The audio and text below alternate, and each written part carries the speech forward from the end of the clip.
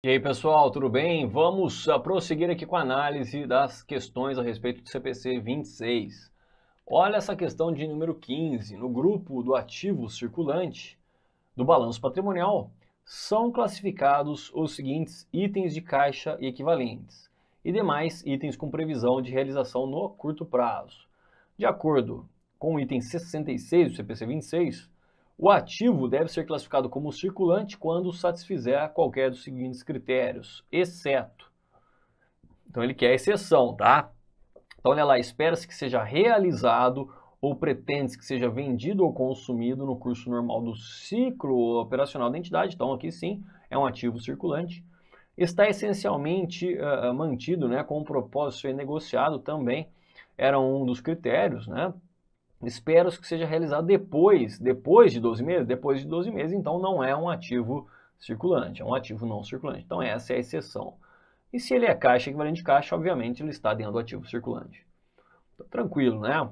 Questão 16, o pronunciamento técnico CPC 26, ao tratar da classificação dos passivos, informa que as competências relativas a gastos com empregados e outros custos operacionais são parte do capital circulante usado no ciclo operacional normal da entidade.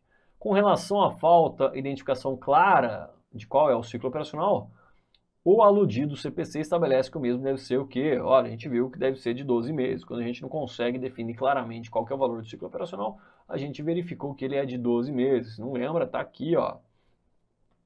Olha lá, pressupõe-se que seja o quê? 12 meses, tá ok? Então, extremamente simples essas questões aí a respeito desse tema, né? Bom, vamos agora dar uma olhada no passivo, né? O passivo, e aqui vale ressaltar que o passivo, a expressão passivo é sinônimo de passivo exigível, né? Por que eu estou falando isso aqui? Porque segundo a lei 6404, quando a lei fala de passivo, ela fala de passivo sendo sinônimo de passivo exigível mais PL, ou seja, o passivo total. As normas internacionais, quando a gente fala de passivo, a gente está falando das obrigações, tá ok? Do passivo exigível. Então, o passivo deve ser classificado como circulante quando satisfizer qualquer dos critérios, qualquer desses critérios. Então, olha lá, aqui sim a gente fala da liquidação, lembra? Espera-se que seja liquidado durante o ciclo operacional normal, está mantido essencialmente com a finalidade de ser negociado, deve ser o que? Liquidado num período de até 12 meses após a data do balanço. Então veja que pouco importa quando que é a data do balanço. Então é sensacional isso aqui, né? Não importa se eu faço um balanço em 31 de maio, eu vou apresentar os meus ativos circulantes e passivos circulantes, aquilo que eu tenho de direito e de obrigação até, né, até os próximos 12 meses. Então pouco importa quando que é a data do balanço. Então a lei ela fala, né, até o término do exercício seguinte, não.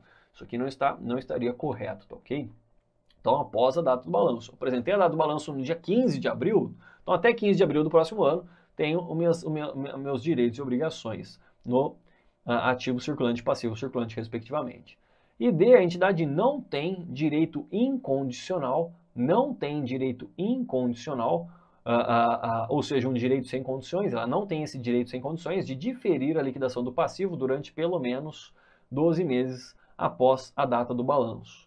Eu não tenho outra opção, ele tem que pagar isso até os próximos 12 meses, é isso que ele está falando.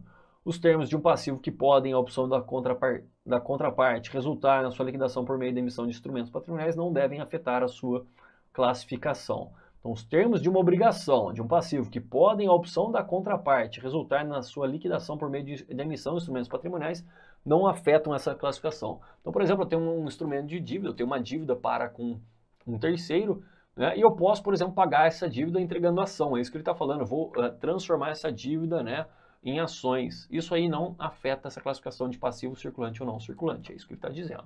Todos os outros passivos são o quê? Passivos de longo prazo. Olha aqui, alguns passivos circulantes, tais como contas a pagar comerciais e algumas apropriações por competência relativos a gastos com empregados, por exemplo, o 13º, né, ele está falando, férias e outros custos operacionais são parte do capital circulante usado no ciclo operacional normal da entidade. Tais itens operacionais são classificados como passivos circulante, mesmo que estejam para ser liquidados em mais de 12 meses. Olha que interessante. Então pode haver alguma obrigação, né, com mais de 12 meses para liquidar, que está no ativo circulante. Ele está falando quando se refere aqui a essas atividades operacionais, ou seja, dentro do ciclo operacional da entidade, tá ok? O mesmo ciclo operacional normal aplica-se à classificação de ativos e passivos da entidade. Quando o ciclo operacional normal da entidade não for claramente identificado, a gente já viu que é de 12 meses, tá ok? Segundo o CPC 26, a entidade deve apresentar todos os itens de receitas e de despesas reconhecidos no período em que suas demonstrações, aliás, receitas e despesas reconhecidas no período em duas demonstrações. A DRE, logicamente, e a DRA, que a gente acabou de ver, que a gente acabou de estudar. Essa última começa pelo resultado e inclui os outros resultados abrangentes. A gente já está sabendo disso, a gente já estudou a DRA. A demonstração do resultado do período deve, no mínimo, incluir as seguintes rubricas. Não sei se você percebeu, mas agora a gente mudou de assunto, né? Do nada eu mudei de assunto, não teve nenhuma questão a respeito do balanço patrimonial. Aliás, só deixa eu fazer um convite, né? Eu poderia aqui fazer diversas questões, né, a respeito do CPC 26 e CPC 00. Eu deixei algumas questões a respeito de ativo e passivo, deixei para a próxima aula, quando a gente vai tratar do CPC 00, porque daí são mais questões.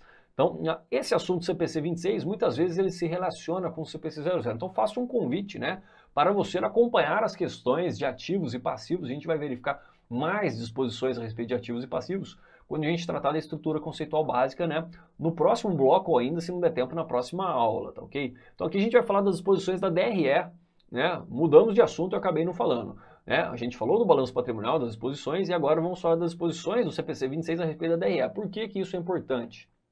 Por que que isso é importante? Porque a estrutura da DRE, a constante do CPC 26, ela é um pouquinho diferente da estrutura da DRE da Lei 6404. Um pouquinho diferente, a gente vai ver aqui essa estrutura, tá ok? A gente pode comentar essas diferenças. Então, olha aqui, segundo o CPC 26, a entidade deve apresentar esses itens de receitas e de despesas reconhecidos no período em duas demonstrações, na DRE e na DRA.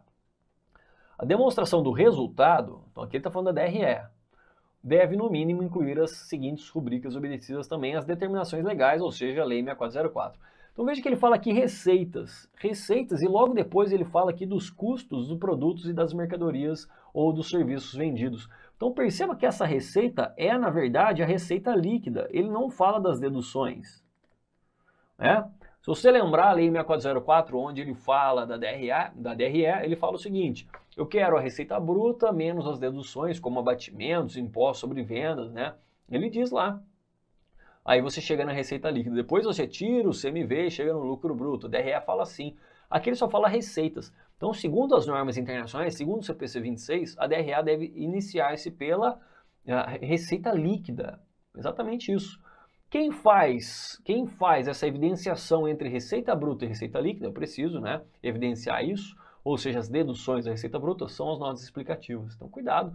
Né? Então aqui já temos uma grande diferença entre DRE da Lei 6404 e DRE do CPC 26, que é o início. Enquanto que a DRE da Lei 6404 inicia-se a partir da receita bruta, né? A DRE do CPC 26 inicia-se a partir da receita líquida. Quem faz esse casamento, né, entre receita bruta e receita líquida, segundo o CPC 26, são as próprias notas explicativas, tá ok? Então com isso a gente chega aqui no lucro bruto, né? Tiramos aí as despesas gerais, com vendas administrativas, outras despesas e receitas operacionais.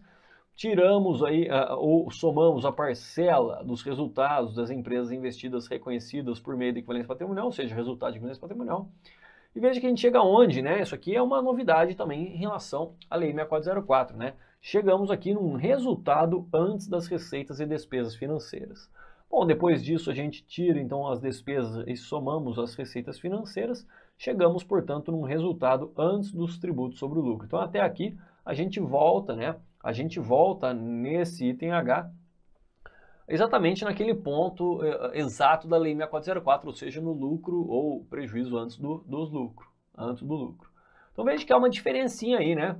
As despesas e receitas financeiras na DRE, eles ficam ali constantes das próprias receitas e despesas operacionais, né?